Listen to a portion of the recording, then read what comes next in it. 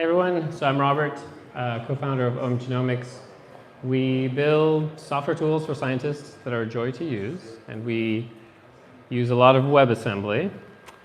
Today I'm going to talk to you about 3 reasons not to use WebAssembly. When you have a talk title like this, I feel like I have to start by telling you why I do love WebAssembly. So I've been using WebAssembly since 2018 to build apps that I couldn't build before. So I've used it to build command line tutorials for biologists, using WebAssembly to bring the Debian operating system to the browser, 42 base pairs, a way to better browse your genomics data in the browser, again using WebAssembly to get genomics tools written in C onto the web. And I maintain this library called wasm, where we compile common bioinformatics tools to WebAssembly so that web developers can just pick them off the shelf and use them. I've also written a book about WebAssembly, and I've written many articles and talks about it. So obviously I'm kind of a fan. However, I feel like there's sometimes a bit too much hype around certain use cases of WebAssembly that I wanted to talk about. So specifically, I'll tell you when are times when I wouldn't use WebAssembly. The first one is if you want to replace JavaScript. And this is a thing it's been a thing since the very beginning, where people are like, hey, I hate JavaScript. I've heard WebAssembly is a thing. Can I use it? No. You can't replace JavaScript. That's not what WebAssembly was meant for.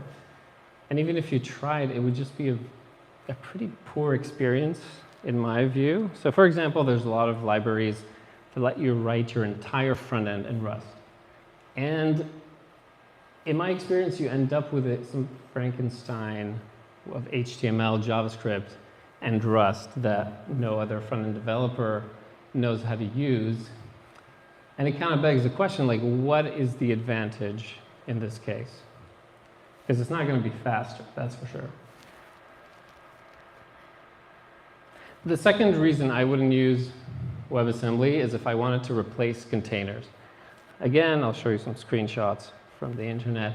There's a lot of excitement about this for some reason, which I've illustrated here as the WebAssembly meteor destroying the Docker dinosaurs.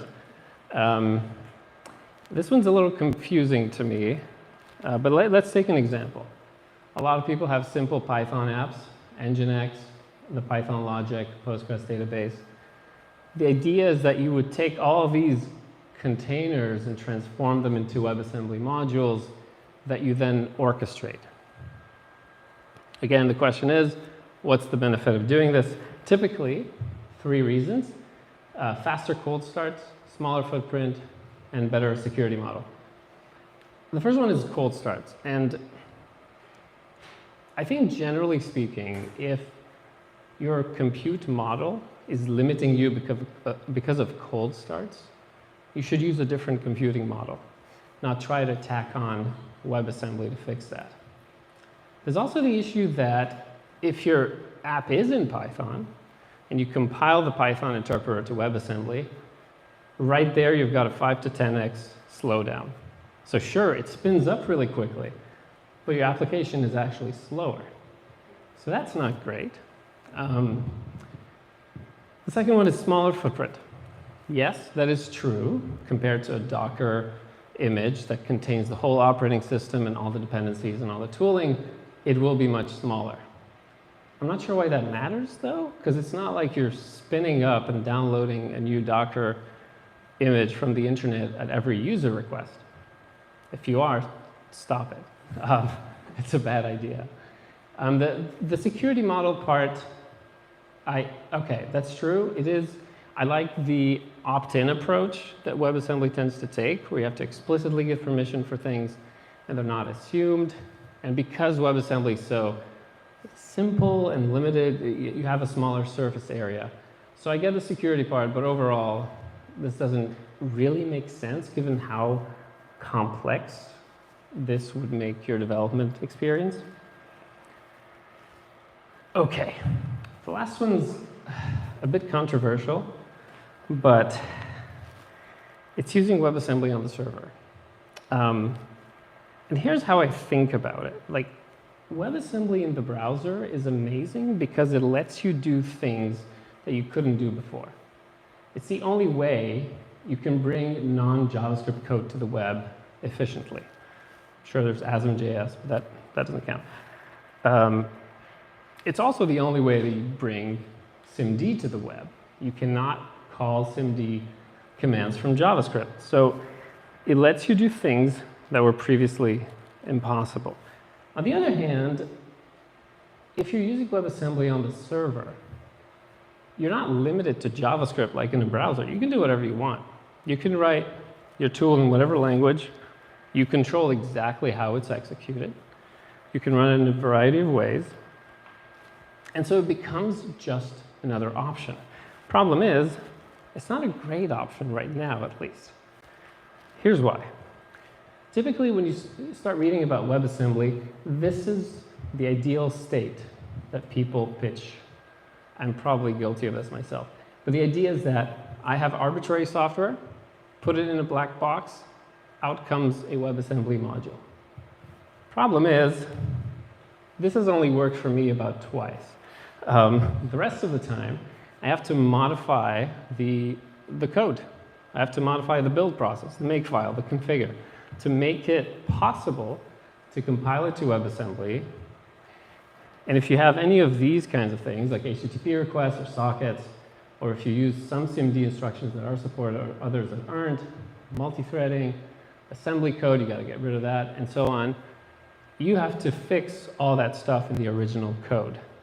And so if you're not writing new code that's meant for WebAssembly, but instead you're porting existing stuff, it's kind of a pain.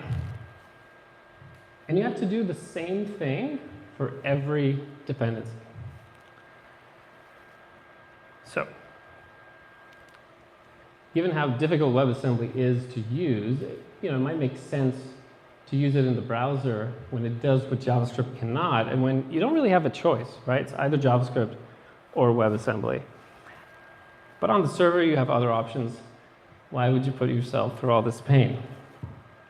Now, there is one application that I find particularly interesting, is tools like Shopify, who want to let users, like the previous speaker was talking about, run untrusted code to extend the functionality of the application. So like in a data science context, you could imagine maybe you have a limited set of statistical functions and you want to let users define custom functions that analyze custom things, and you can do that. I think that makes sense, the smaller surface area running untrusted code. That's great. I don't know how common this is, but it's certainly a better application than most of what I've seen. Typically, before I use WebAssembly, I like to ask myself, forget about the technology for a second, which I know is hard to do. What am I trying to do? What am I trying to solve? And how can I solve this without WebAssembly? And finally, can I do a before and after, where I concretely show with metrics that the simple way to do this would not be good enough? That wouldn't be good enough for runtime or memory or business purposes, whatever it is, before you get too carried away, I suppose. And the reason I wanted to talk about this is because, like I said, I love WebAssembly in some cases. But I feel like this is kind of the view that a lot of people have of WebAssembly, that they think it's been so overhyped that they just discarded entirely, which is not great because, sentiment like, why hasn't WebAssembly taken off, doesn't really make sense because it's a huge success on the browser. So for example, Figma improved performance by 3x, TensorFlow runs 4 times faster, Google Sheets sped up their calculations by 2x, one of my applications was able to speed up by 20x, AutoCAD and Photoshop were able to move to the web, which was not possible without a ton of work before WebAssembly. So the point is that WebAssembly is not a general purpose tool, and therefore most developers will not need it, but that doesn't mean it's not successful or impactful. I feel like we have a tendency to measure impact by how many developers use the tool instead of how many end users benefit. Like just Google Sheets on its own, there's 1 billion users seeing the benefit of WebAssembly through the faster calculations. Well, that's all I had. Thank you very much.